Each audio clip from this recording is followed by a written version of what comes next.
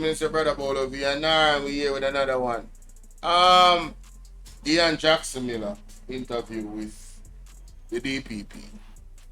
I want to go through it and give my commentary. So here we go. Please remember to hit the like button, share the live, don't keep this to yourself.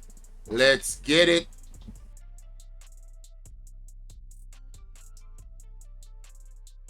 That I must never be captivated by my gender. And this is why I love to coin the phrase that to be a good professional in this sphere, you have to have mental toughness, or what I like to call testicular fortitude. It transcends gender. And a broad back. I'm going to have to remind myself not to say Madame DPP, but thank you so much for joining us. Appreciate it. So there are some phrases that we've heard from you over the years, that you have to have a broad back to withstand the slings and the arrows. And you speak, of course, about your favorite phrase, testicular fortitude. It is really important as a public figure not to get swallowed up by the negativity. And so I can understand why you've said that. But is it also possible that in barricading yourself against that negativity, you also shut out feedback that could have been useful and that could have perhaps helped you to course correct or do things differently? Not at all, because if you look at my history, all over Jamaica, I accept invitations to speak at service club functions, graduations. I've been guest speaker and given motivational speeches at so many different events. And this helps me to be right up close to the people and to talk with them generally, and hear what people will have to say. When I talk about testicular fortitude and having a broad back, it means that though you can have a split screen where you can understand the angst of the court of public opinion, nonetheless, especially in very sensitive matters, it may have sensitivities in terms of security. It may have sensitivity in terms of, to coin a Jamaican phrase, whichever way you turn as a matter of law, if the law allows it, Maka is going to joke you. So having the testicular fortitude is just basically to make sure that your mind is in the right place to do what the law says is the right thing to do, even though the court of public opinion may wish you to do otherwise. A lot of times people in the court of public... No, let me say this. The question that Ian Jackson Miller asked, I don't know and I don't understand how it correlates to her going out in public. I didn't understand that. That did not make any sense. For me personally, I don't know about anybody else. That part puzzled me, right? But I want to go back and hear the question again, because maybe I missed something. Maybe I did. I'm going to have to remind myself not to say Madame DPP, but thank you so much for joining us. Appreciate it. So there are some phrases that we've heard from you over the years, that you have to have a broad back to withstand the slings and the arrows. And you speak, of course, about your favorite phrase, testicular fortitude. It is really important as a public figure not to get swallowed up by the negativity. And so I can understand why you've said that. But is it also possible that in barricading yourself against that negativity, you also shut out feedback that could have been useful and that could have perhaps helped you to course correct or do things differently? Not at all. So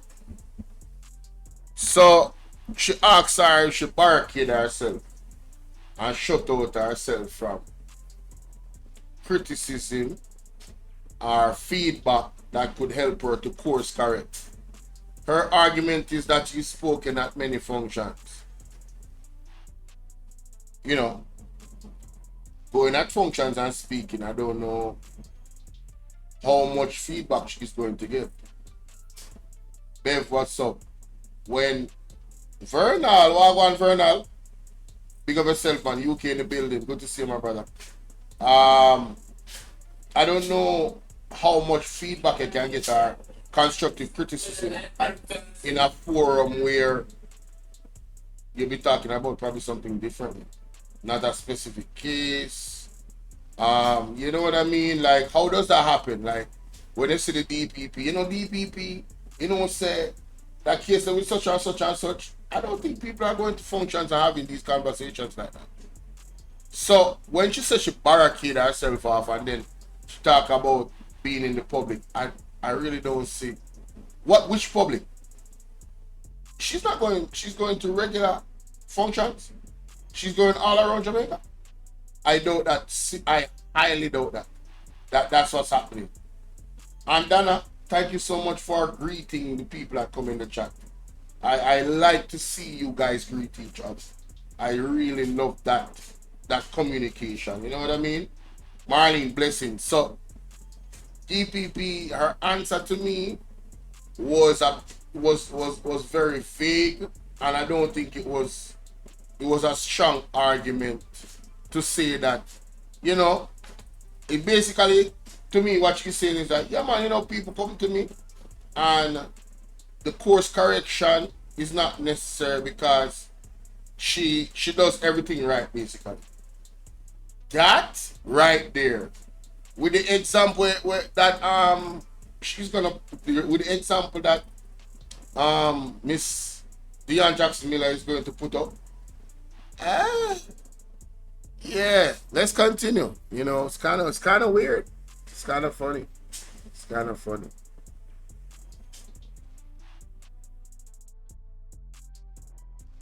To do otherwise. A lot of times people in the court of public opinion, as you're alluding to, don't necessarily know the law and what the law says you should and should not do. And I am operating in the age of social media. No other DPP has had to deal with that. No, DIONNE Jackson Miller raised a very good point. And the point she raised, in my opinion, also killed the DPP's argument of going to functions and speaking. So the people that you're speaking to in the public don't necessarily know the law. And I think DIONNE Jackson Miller is talking about specifically persons that do know the law, that saw the DPP go in a direction and said publicly or privately, yo, that's a bad move, DPP. Like the lady that went up against her. Russell, know you're doing. What's her name again? Oh my goodness. The lady that went up against her for DPP. It was very public. You guys remember her name? If you do, type it in the chat. But yeah, I think she kind of ethered her with that argument. That's just my opinion. I think the DPP really didn't get it. Yo, you're talking about functions, but I'm talking about people that actually know the law, that actually have given you pushback. And I don't think she has taken those criticisms where they came. But Cathy Pike, thank you so much. Cathy Pike, Miss Pike. Miss Pike was very critical of the DPP. You understand? And she did not take it very well at all. At all. As a matter of fact, I don't know why Miss Pike is not up for the job of DPP. If you want to go in an opposite direction, Colin, what's up?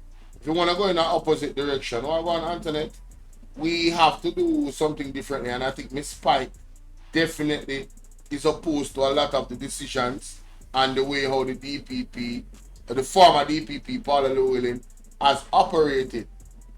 You understand?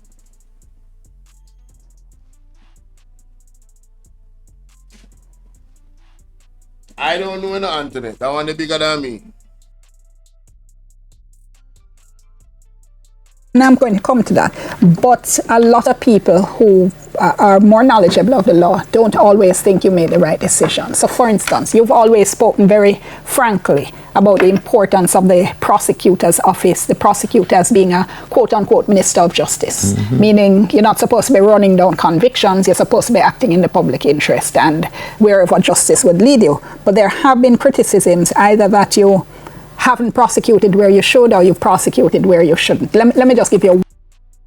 Before DIONNE Jackson Miller goes into the example of the argument that she's making, you notice what she did? She clarified. Somebody came in cursing bad words. I knew I should have. I'm sorry I didn't put it on subscriber only. But professionals, lawyers, have been of the opinion that she did not always get it right. As a matter of fact, they are the opinion that Dana make him got one of them show them, man. Probably the first time I come to the channel. And I'm speaking Jamaican, he probably is American, so you know that's the first thing they know, those words. But anyway, like I'm saying, the lawyers, our colleagues, some of them, that's the argument that DIONNE Jackson Miller is making, looked at the DPP's decision and said, yo, Virgin, ma'am, what are you doing? This is not with following in conformance with the law. You're the DPP. This decision really looks a certain type of way. That is what DIONNE Jackson Miller is saying. You get me? So now she's gonna give a reference to what she means, and the reference was immaculate. That court, I didn't even know about it until she mentioned it, because obviously I was not following all of this stuff. But listen to this. One specific example, for instance, the notorious Irwin rape case, 2012. Terrible case. 4 women and an 8-year-old child rape. 2 brothers were charged with the rapes, and public sentiment against them was so strong. At first, they couldn't even get a lawyer. It was that bad. DNA test showed they were not a match for the rapists.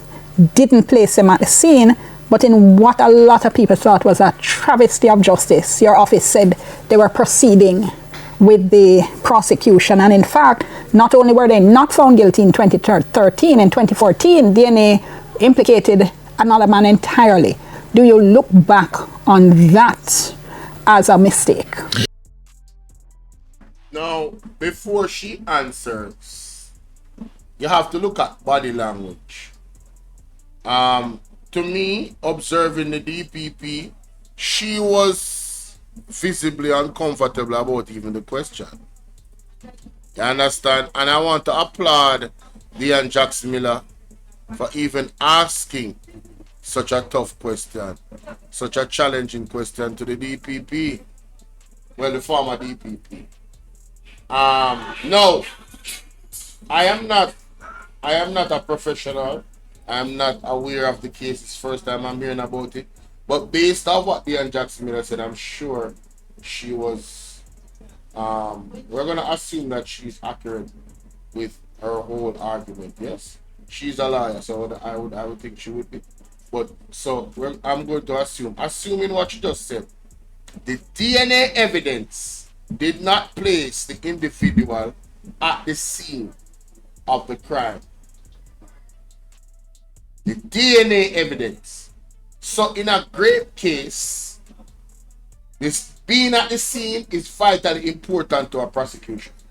You cannot grape somebody while not being physically in front of them. So I don't understand, one, how the DPP is going to answer the way she did. Understanding that. And even the last question that she asked, I believe she asked her if she would change anything. She says, no. Even with the knowledge that you have now, come on, man. Come on, man. This is what I think happened to the DPP. She's a woman. We all have emotions. 4 women, it's 4 women and a child, 8-year-old, they said, right? Whatever the case might be, got raped. And witnesses is going to tell you that this person was the one that did it. Now, the thing about witness, director, what you doing? The thing about witnesses, you know, is that them can lie.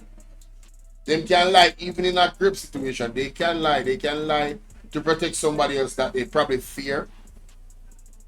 You know what I mean? And implement somebody else entirely. That probably they, you know, women, you know, I don't know, it could be hurt. I'm just saying. I'm not saying that's what happened though. The end and short of it is that in 2013, they were found not guilty. Marlene, big up, you know, you see Marlene. Marlene said she don't know one case where DPP do was she successful. Jesus. Oh Hallelujah. No, sir, me can't bother. Anyway. So it is interesting with that understanding of the case that the same person that they were following through. So her argument is that it was of the public interest to prosecute. I believe it's of the public interest to make sure that you have solid evidence to prosecute, because it's not in the public interest to put somebody behind bars based off a borderline case. Meaning say you can swing either way, any pendulum. And we're gonna hear her say that. Listen to this.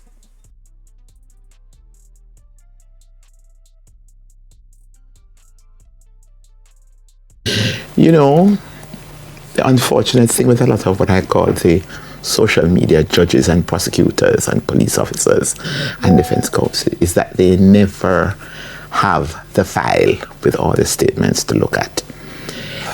A prosecutor, you have to make a judgment call, which is why in the Leone Island. You see, now she's telling on herself. And it's sad because I don't think she's hearing herself. As a prosecutor, you have to make a judgment call. Well, your judgment was incorrect. This is what she's asking you, if you think there's anything that you would change. Your assessment was in error. You were incorrect, DPP. Well, former DPP, with this particular reference and case. What's going on, Patrick? With this particular reference and case that Deon Jackson Miller asked the DPP about.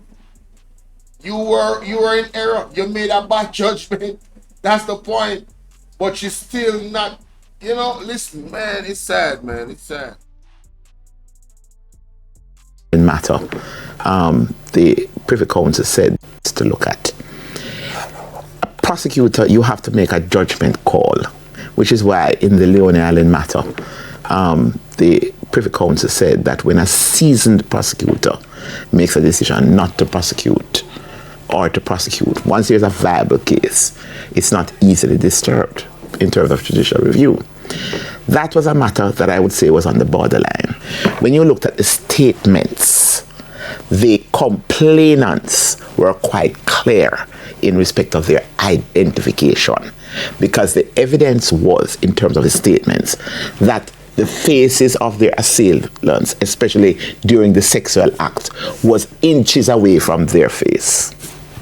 That is the evidence on paper. Now, in respect of the prosecution of the matter, remember the prosecution has to put up the case that is the best available material. You have the rules of evidence, the judge has a duty. So you have the eyewitnesses saying one thing, you have scientific evidence saying possibly another. I have done cases where the scientific evidence in terms of what is the basis in terms of some issue to do with what was examined was not. This recipe is really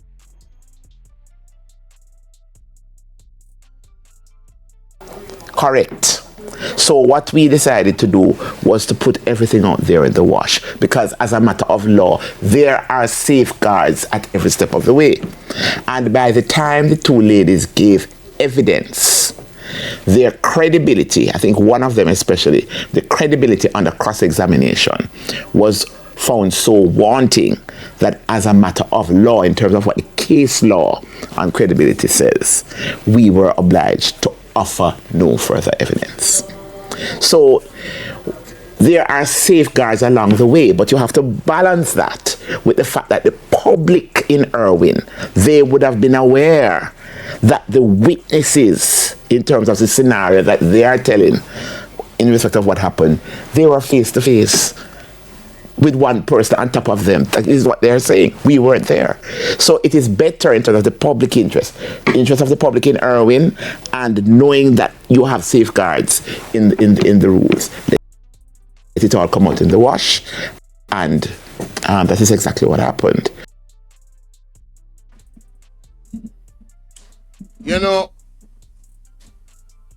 She admits that she wasn't there.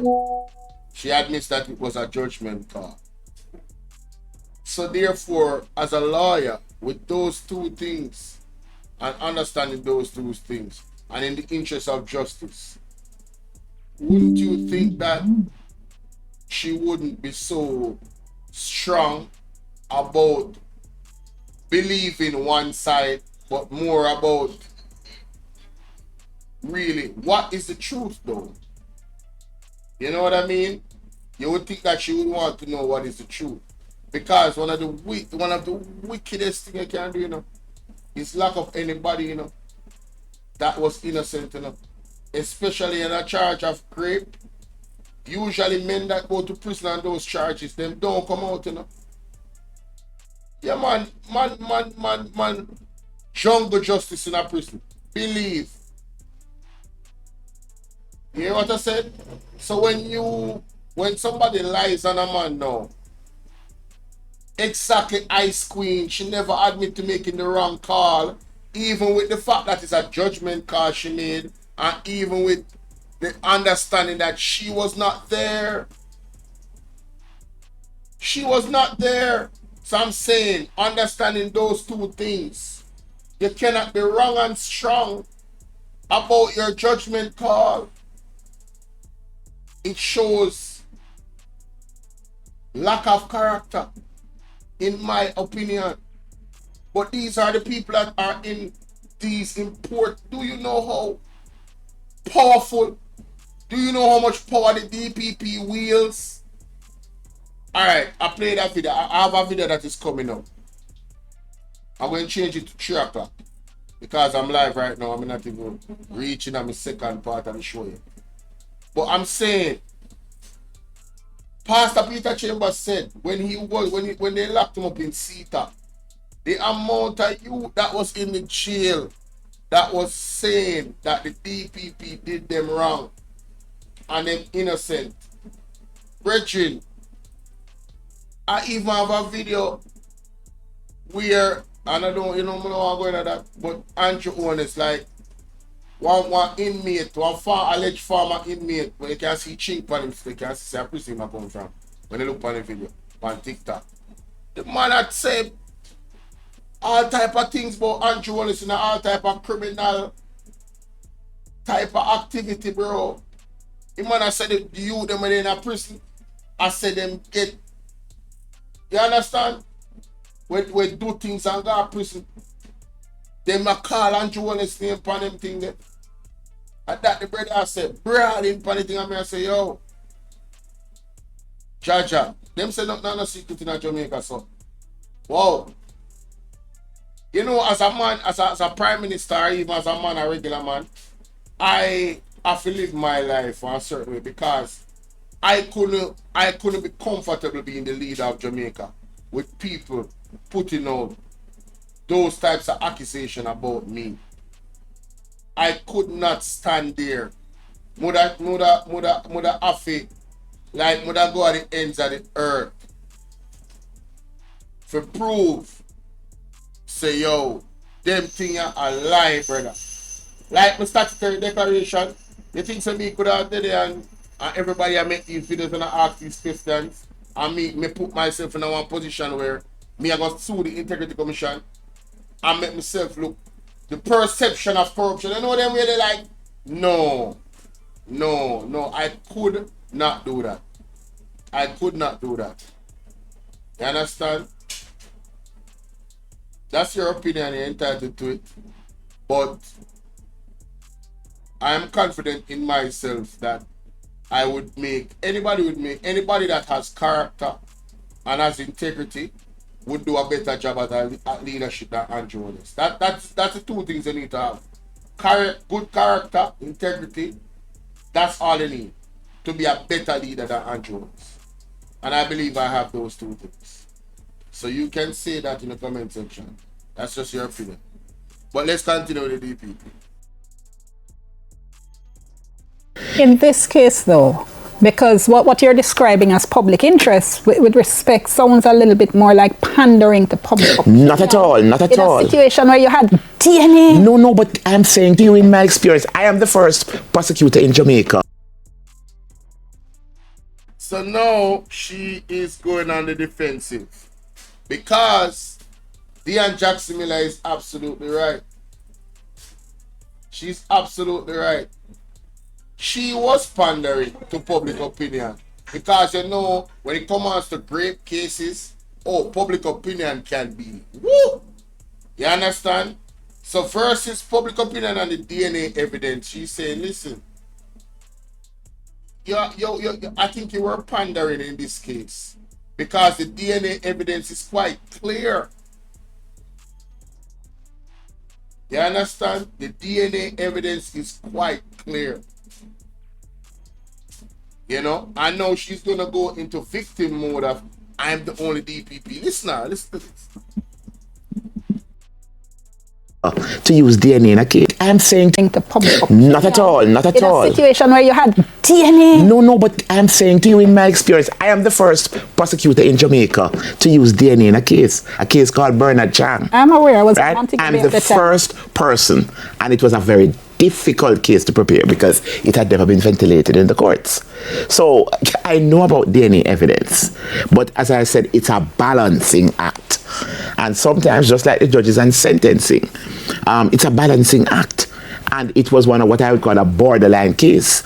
So we had to put ourselves in a situation where everything would came out into the wash. It's all well and good, and it's so easy. You know, I set myself the task of opening up the office and giving access. But it is a double-edged sword because so you give access, you have social media, and you know the saying that sometimes a little knowledge is a dangerous thing. Persons may opine or give an opinion, but you don't have the advantage that we would have, which is to have the entire file before you. Accident on your favorite shirt? Try Tide. You're all... You know, and that is the thing. The fact that you have all the file in front of you, you should make a better decision. And when people are now privy to that file, or even some of the file, and they scrutinize the decision that you make, it's all well and good. It's fair criticism. It's fair criticism. You feel what I'm saying? So, Jovan, what's up? Yeah, I know she's leaving the post. Good riddance. Good riddance.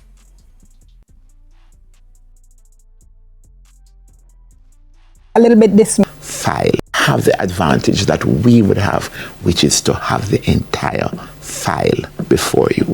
Couple of things, because you're being respectfully a little bit dismissive there of critics. I'm not because being dismissive, but this was not coming from the social media massive alone. A lot of this was coming from learned people with lots of legal who had read the file? in the community. Had they read the file? But you yourself use the word borderline. Did any of the persons giving the criticism? Come on, I came here in peace. Did any of these persons criticize it?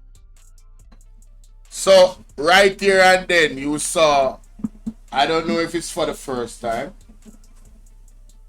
but I have not seen many interviews with the DPP, but we've seen the DPP now unhinged. She mentioned that she came here in peace. How war with her? Who is warring with the DPP? I thought this was an interview. So, you see, let me tell you something. There's a lot of public officials that goes on interviews, and especially the higher up they are, questions are vetted before they go on set. And those interviews, in all honesty, are the fakest interviews in the world. Alright? You can't say, alright, we're going to touch on these topics. And some of them will say, based off the topics, no, we're not going to touch on that. So you can't even ask the question. Those are not interviews that bring transparency. So Jovan, you are one that is protecting the DPP, or what do you mean attacking? No, this is what is going on? Is this a like who we like contest? What do you mean attacking? I don't get it. If you are a footballer and you stop play football, right? And you go up on an interview and a man look back for your performance as a footballer and saying they can't give you praises, but they can't give you criticism. So what should be just company? I mean, oh, you know, you were a perfect DPP. I mean, you did excellently. Your record, you know, standing against, you're doing great. No, that's not how it works. That's not how. Listen, this DPP, you know how much people criticize her? Listen, you think say you guys think no, it's not motive, brother. No. This was no attack on the DPP. This was a very good conversation and a question that was asked by Deon Jackson Miller. With DNA evidence, you don't think that you could have done something differently? It's a great case. So is it that you were pandering? Those are logical questions. Logical questions, my people. Come on, man. Let's not do that. There was no attack on the DPP. She does what many women do. They go to victim mode. They go to victim mode. That's what she's doing. She's going to victim mode. She's a woman, and I believe she pandered in the case. That is my belief. Most women will pander. It's a great case. You're a woman. If something happened to you when you were young, or you have somebody in your family where it happened to, and you know that most people that become judges and lawyers is because of some victimization that actually happened to them or their family. Go and do the research. I think there's studies out on that. Most people that become police is mostly because of some type of victimization and assault that happened on them or their family. A lot of youth when we go to school with where you used to bully, they've turned police and soldier. So the one that was bullied become the bully. Classic. Classic. It happens all the time. So I'm saying, as a woman, the DPP saw, you know, this case and it hit home. I think it hit home as a woman, and the witnesses told her that those were the persons that raped them, and she just believed. And she went full force behind it. I believe she had tunnel vision. DNA what? The witness them said, I him do it. But then when everything boiled out, the judgment call that she made was wrong. But what the sad thing about it is she still at this point is gonna say that she did it, she would do it the same. Wrong and strong. This is poor character. This is low, this is childish. Listen to this. Yes or no? Did any of them read the file? Unless they had read the file and all the statements, interviewed the witnesses, I would ask them to give way to the professionals who did. Okay? Use the word borderline. If when you have a borderline case, should the benefit not be in favor of them? No, because you have the public interest. You have... You hear that? If you have a borderline case, why would you swing the pendulum to one side? She's showing her bias. She's a woman. A woman got great.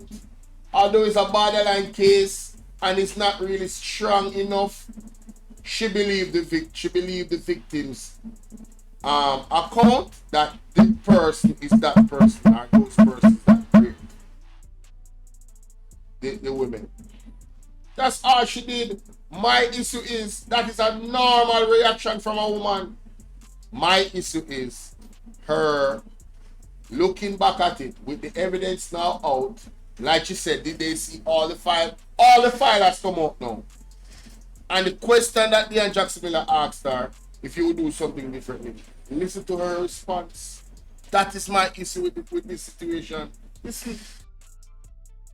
Eyewitnesses who were assaulted in the most egregious way, who are saying in their statement that these men were on top of me, inches away from my face. I tell you, if you guys have watched this video yourself, if you look at the DPP body language right there, I'm no professional, I'm no psychologist, but I question whether or not she had any type of experience of assault when she was young, or her mother, or somebody that was close to her. The way how she's, and they said that what she was doing right there is like she's screaming out. You understand what I say? She's like, asocial behavior, you know? The victim said, the victim said, the victim said. So believe the victim, believe the victim, believe the victim. The victim can't lie, the victim can't lie. That's the energy she's giving off to me. And this is Bolo VNR. This is my opinion. I could be wrong. I could be wrong. I don't think I am though. But I could be wrong. Wow. That is what their statements are saying. What would we say to those witnesses? What would we say to those witnesses? So at this point, 2025. This is my thing. Basically, to me, her argument is that if we did not pursue in the manner that we did, what would we say to the witnesses if those men got off and they were actually the ones that did it? Well, I'm going to reverse the question. We are going to say to the man them now, we are almost sending our prison wrongfully. If you go spend how much years now, do you know how evil it is to put somebody behind bars that is innocent? Especially for that type of crime. They might not live through the first year in prison. Can you imagine if a man loses his life because a lie was told on him that he raped a woman? So, again, I believe as a woman, she got tunnel vision and she was too invested. I believe she probably had some type of trauma like that when she was young, or somebody close to her. Because the way she behaved, wrong and strong right or so, is insane. It's quite insane. But even beyond how she behaved, years so now, is the last thing really is the real issue, because she have a right to do so. She's a woman, and I give her that latitude as a woman for having the empathy and the emotion behind seeing women get assaulted in that manner and hearing their testimony, thinking that it is accurate and just running with it. I understand. It's easy for a woman to do that. As a matter of fact, men do it too in those positions, because probably for their mother, they go through something, their sister, they go through something, and they became a lawyer. Just sweet. That was the motive behind them becoming a lawyer, becoming a judge, to put those types of people that they think is guilty behind bars for those specific crimes. But listen. If you look back and you still believe that, I probably would have made the same decision. Okay. Because we have the witnesses, the pendulum of justice. Gone are the days where the pendulum of justice only swings in the direction of the accused. The victims have rights. And if the law allows everything to come out in the wash, then that is where the balance will be kept. Okay, So if I'm hearing the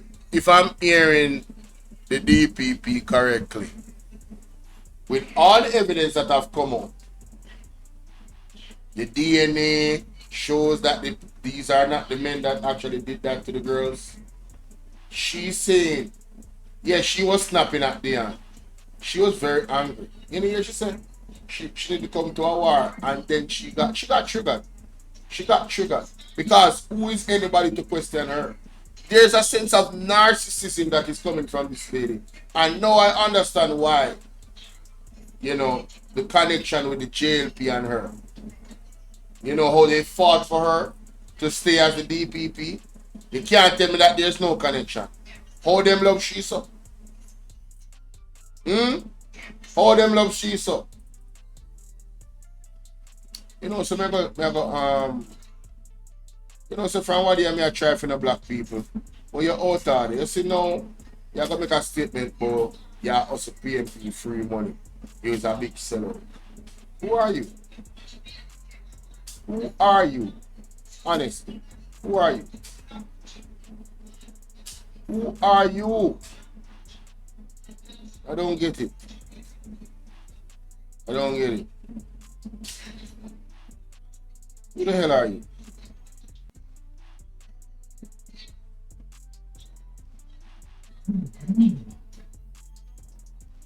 Accidentally got delete 9 packs.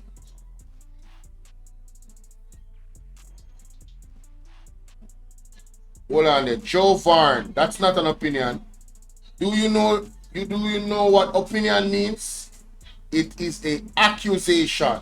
That is somebody lying on me with no proof. What? Who are you to tell me how to run my platform? What the hell is going on, man? You guys really, sometimes really passing the place, you know? Like, seriously. So, oh, you share the same opinion? Have a good night. Have a good day. Have a good day. Based off my line of convo, the PMP is paying me to do this. That is the argument where you are going to make note. So you add to the lie that was told to me. Goodbye. Goodbye. The lie that was told on me. But anyway, the DPP, ladies and gentlemen, has exposed herself, in my opinion, right here, so totally exposed herself. You know, the last part is what really put the icing on the cake. If she had said hindsight 2020, you know, looking back at it, the way how it played out, yeah, you know, I see where you're coming from, and I probably could have done it differently. People would have respected her position more. It would seem that she's humane. But the arrogance, the me, what's up? Who are you to question me type of vibe? The energy, the vitriol that she went with her body language, all of it showed a massive exposure of the DP, in my opinion. Yeah, seriously. But we're gonna move on. Let me know what you guys think in the comment section. I will be posting this reaction. Yes?